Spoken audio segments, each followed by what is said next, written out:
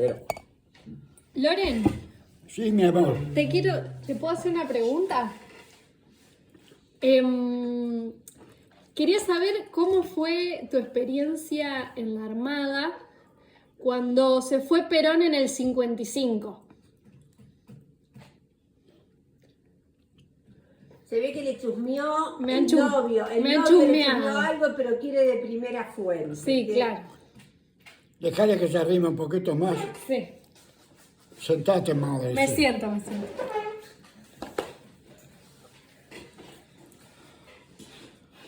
La historia es un poco larga, pero es válida. Somos todos oídos, así que contad con tranquilidad. Estamos disfrutando la sobremesa. Yo, en una etapa de mi vida, dentro de los destinos que me tocó asumir como consecuencia de que en la Armada hay una organización que se llama algo así como el manejar al personal. Es decir, que el personal vaya cambiando sus distintos destinos para asumir las diferentes funciones en distintos buques. Y por eso, no te voy a decir el año porque yo estaba a bordo de uno de los dos patrulleros, digo tenía porque han pasado tantos años, la Armada Nacional, que se llamaba el patrullero Murature. Y yo era componente del cuarto de máquinas, el que propulsa el buque, motor diésel. Y en ese cuarto de máquinas había dos personales del cuadro de suboficiales, oficiales, suboficiales, que me superaban en jerarquía y que estaban trabajando en remover un cojinete de bancada del motor propulsor.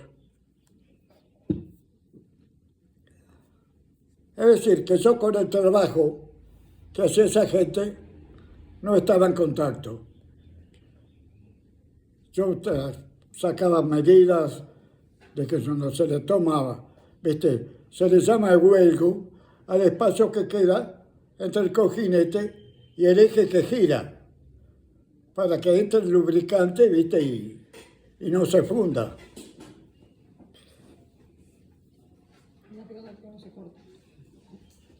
Y así llegó una tarde, y el atardecer, y el anochecer. Yo estaba durmiendo plácidamente y sentí que me llamaban, ¿viste? Properci, reaccioné, me levanté, que fuera el cuarto de máquina. En el cuarto de máquina me encontré con un oficial que fue el que me impulsó cuando yo fui por primera vez a bordo de una nave en la base naval de Puerto Belgrano. Había dos acorazados, el Moreno y el Rivadavia. Mi pase era la Rivadavia. Y el Rivadavia no estaba. Estaba en Centroamérica con una comisión en una de estas fiestas, ¿viste?, de trascendentes de los países, de cambio de gobierno, ¿viste?, toda esa fantasía que se vive. Entonces, me alojaron en el Moreno.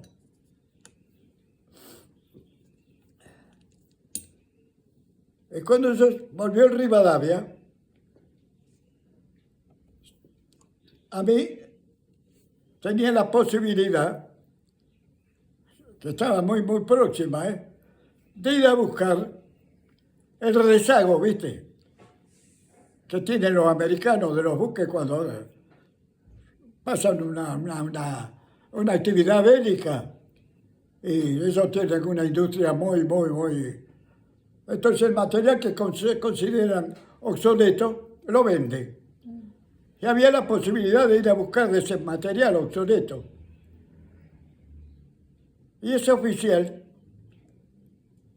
fue el que me encontré esa noche, esa madrugada, en el cuarto de máquina, que quería que pusiera Y yo le expliqué cómo estaba la situación. Le digo, mire, pero no está ajustado. No, vamos a armar y vamos a ver. Le digo, no está terminado de ajustar. Lleva su trabajo, ¿viste? Hay que armar, hacer girar y ver los roces fuertes y sacar material hasta que se consigue el hueco, el espacio para que haya la lámina de aceite protegiendo. Este tipo no me quedó... Y por ahí me aceptó que armáramos, pero que probáramos, que no lo sacáramos al buque, sino ajustar amarras y hacer funcionar el motor y después parar y controlar la temperatura que se tomaba a mano, ¿viste? Que te tolerara un tiempo determinado la mano sobre la pieza que se iba a reemplazar, si elevaba mucha temperatura. Y se hizo así, para un lado, y después le pedí que hiciéramos a la inversa. El motor era un equipo extraordinario que con una palanca al frente vos le hacías hacer el cambio de marcha al motor, del motor de estar girando para un lado, vos con ese movimiento, con aire comprimido, corrías piezas arriba y le daba arranque y el motor arrancaba para el otro lado. Es decir, que era apto para la marcha adelante y la marcha atrás. Y habíamos probado unos minutos adelante. Sacamos la tapa del cárter, tomamos y... No, está bien, no, 5 minutitos más, vamos a darle un poco atrás. Sí. Y cuando le dimos marcha atrás, paramos. El metal antifricción que llevan los cojinetes chorreaba.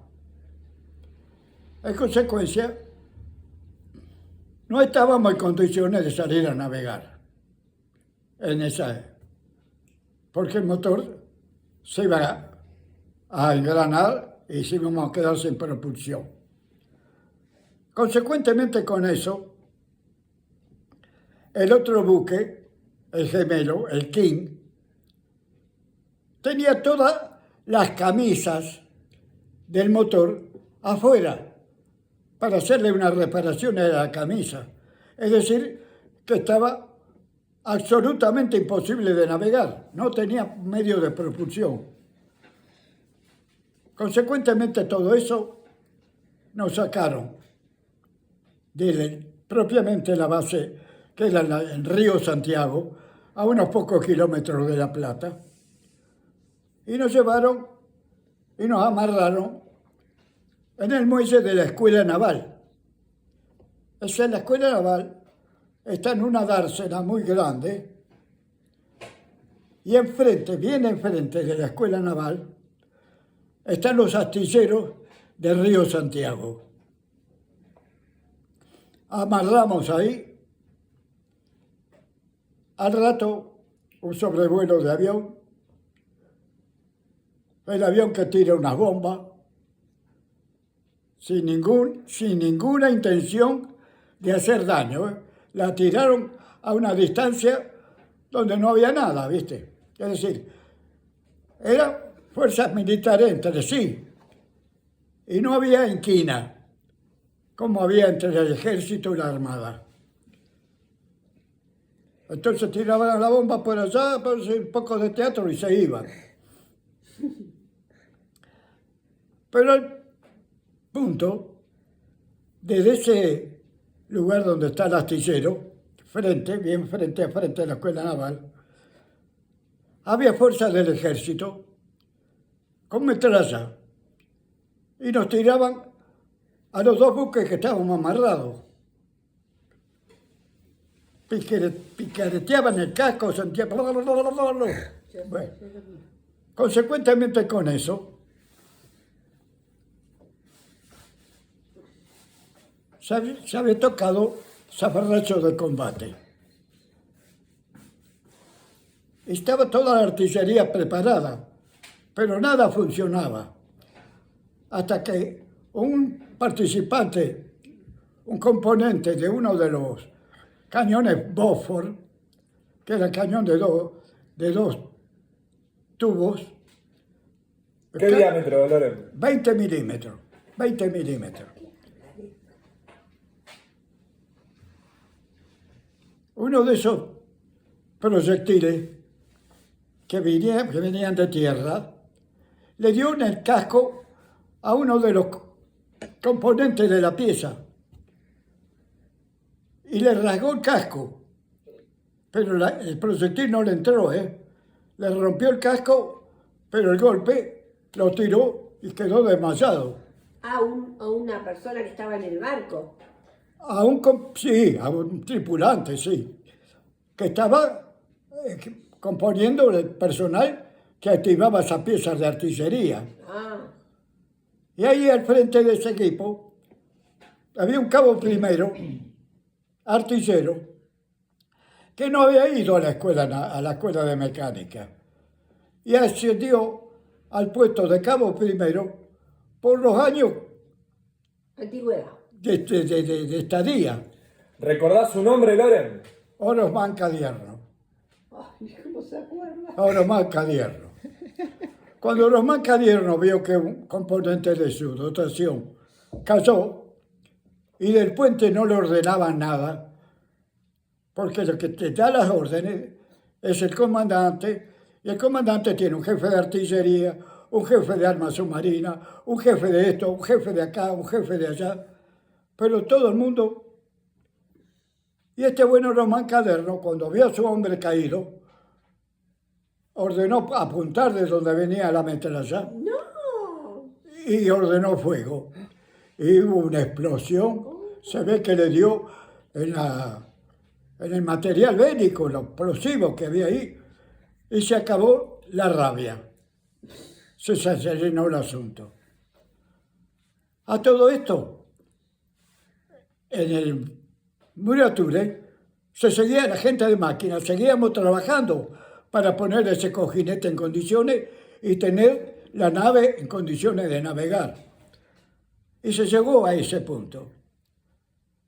Y cuando se terminó el fuego de ahí de frente del astillero,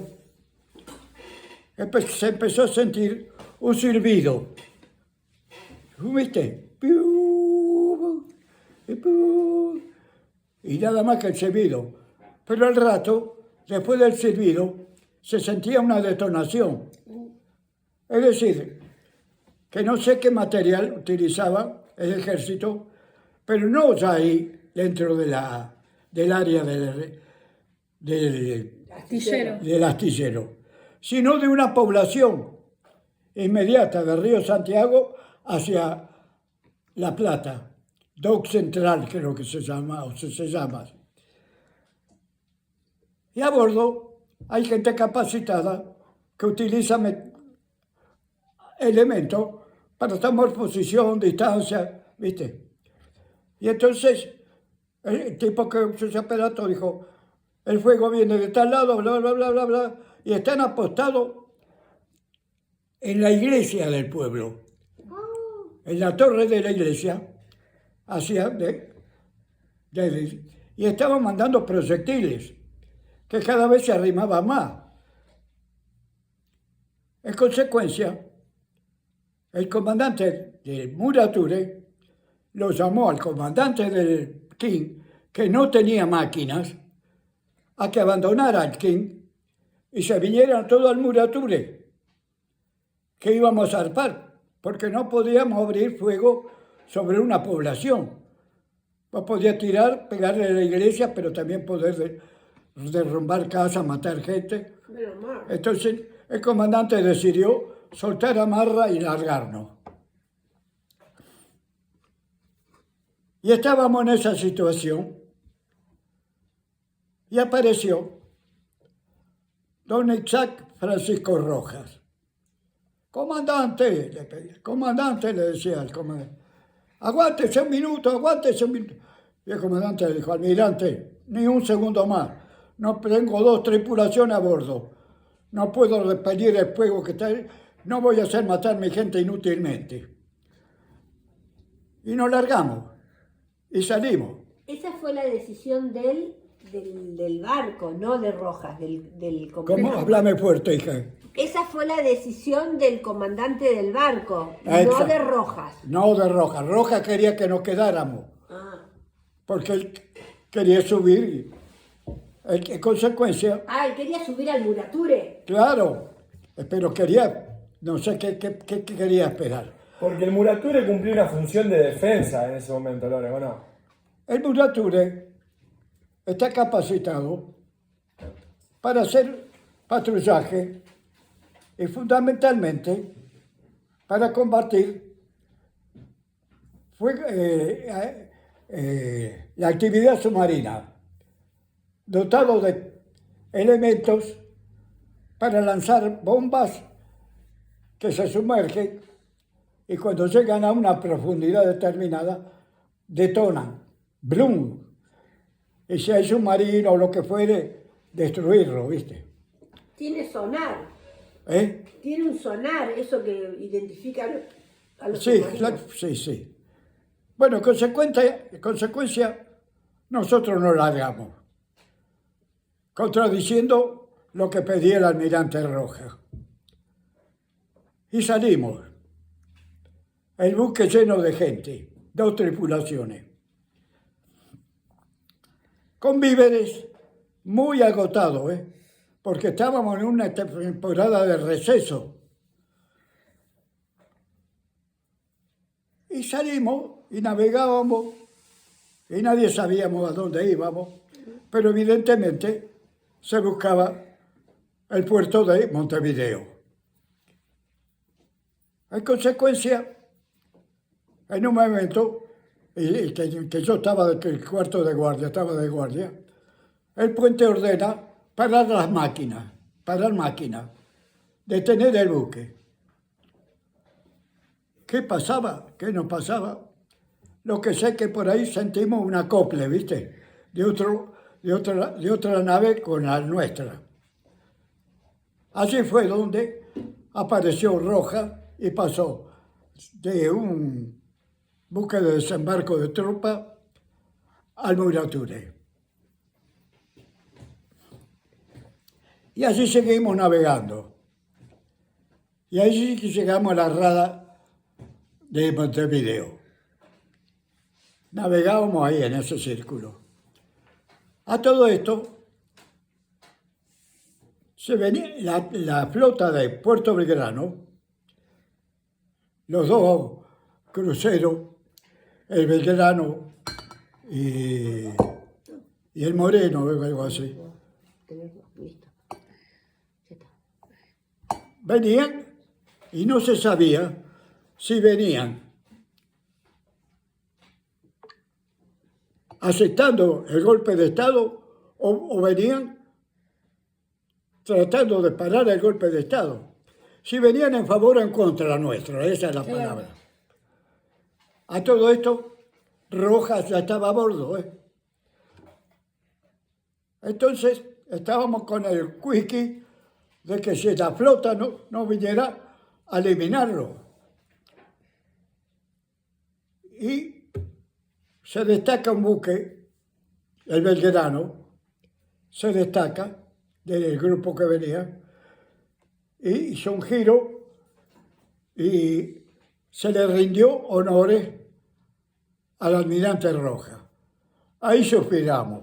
¿Qué quiere decir, papi, que se destaca? ¿Eh? ¿Qué quiere decir que se destaca? ¿Cómo sabes que rindió honores? Lo miraron, no. ¿Cómo sabes que le rindió honores? ¿Qué quiere decir eso que se destaca?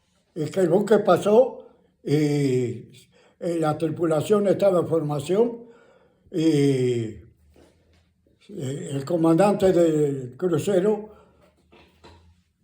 saludando a... Ah, Es decir, lo que nos dio la pauta de que la flota venía en son De paz. de revolucionario.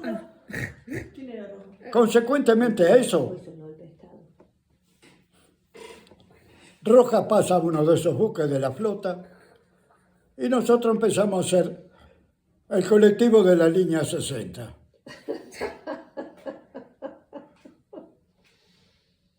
Hasta que llegó el momento en que don Juan Domingo Perón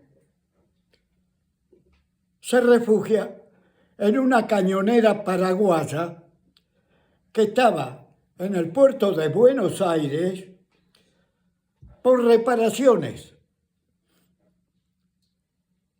Perón, cuando vio que la cosa se ponía áspera, se fue y se metió en la cañonera. Sí, ¿cómo se dice? exilió. Exilió. Escondió. Refugió. Se refugió, esa es la palabra. Bueno, consecuentemente con eso, se le pidió al gobierno paraguayo que nos entregara, que le entregaran a Perón. Y el gobierno paraguayo se negó porque aduciendo que la cañonera era propiedad del Paraguay, que era suelo paraguayo. Y de acá se lo impulsó o se lo ordenó que se fueran, que se alejaran, que se retiraran del puerto de Buenos Aires. Y la cañonera no tenía propulsión, porque había entrado a reparaciones. Entonces el remolque la llevaron hasta la rada, fondearon ahí la cañonera y el Murature detrás de vigilante, custodiando la cañonera. Así que vos ibas custodiando la cañonera, papi. Ustedes iban custodiando la cañonera. La cañonera. Bueno, entonces, trámites que yo no los conozco, no estaba en la capacidad de estar en. Pero se sabía que el Paraguay iba a venir a rescatarlo. Y no sé si al día siguiente o no, apareció un hidroavión paraguayo, de media estructura, no una máquina. Entonces, ¿qué ocurrió? De la cañonera al hidroavión, el Murature bajó una embarcación que se llama ballenera, que es una canoa, pero tamaño baño, con 6 bogantes de cada banda. Así que imagínate si es grande. Que entre paréntesis, el patrón de esa falúa, si había tipo feo en el buque, ese era el súper feo. Con un jetón que lo sacó la revista Life. Pero en portada, que cuando tuve oportunidad de ver eso, digo, mira, tanta gente a bordo, hasta perro, gato, cualquier cosa. Ese negro feo era feo, pobrecito.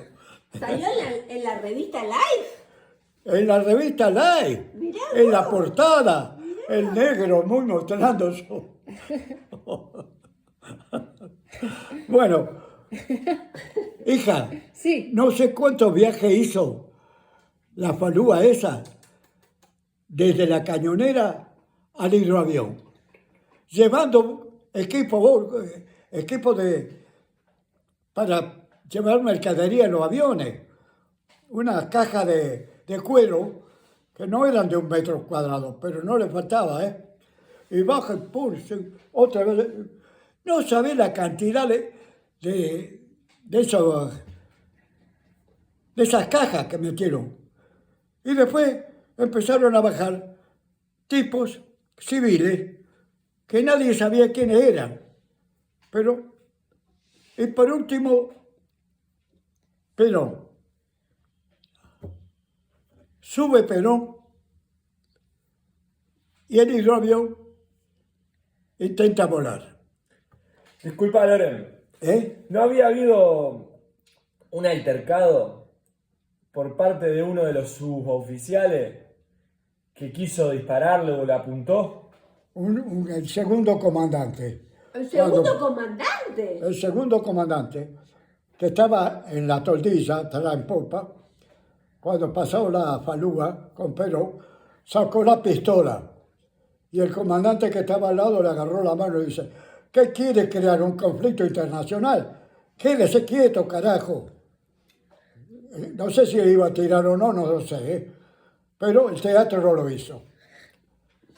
Así Con- que no lo mataron de pedo. No, no, no. Mirá, le contaba a Andrés, usted sabe lo que pasó ayer en Norteamérica. Ah, sí, lo de Trump. Bueno, el hecho que ese hidroavión Igual que voy con la- hacía la carrera para despegar, no podía levantar, nena.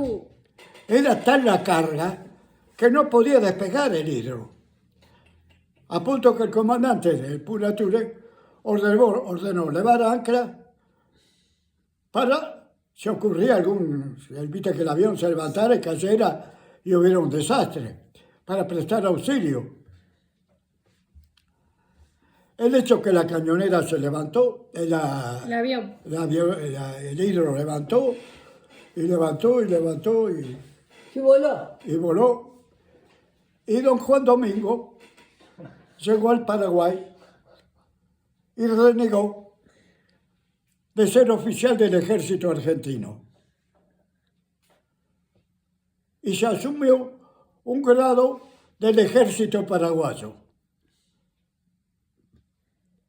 Pero en el Paraguay duró como manteca en el hocico de perro.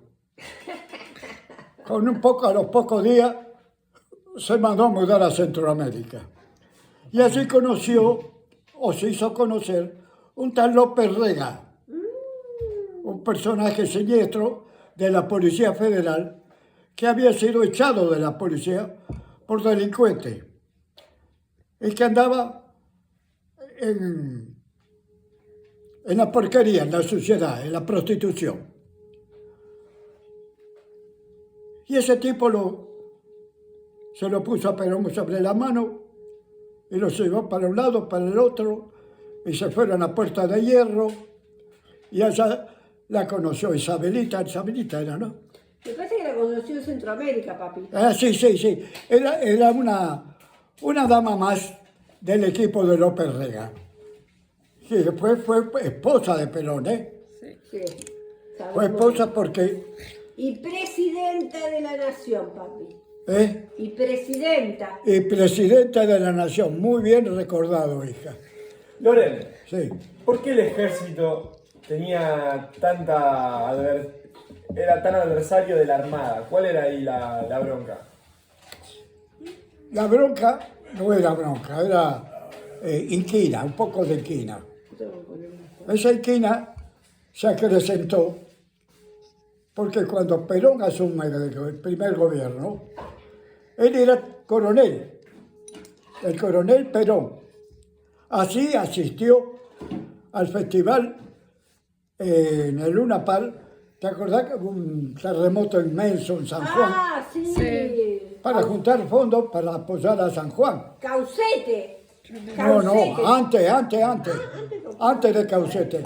El Caucete, yo ya estaba trabajando en Duperial.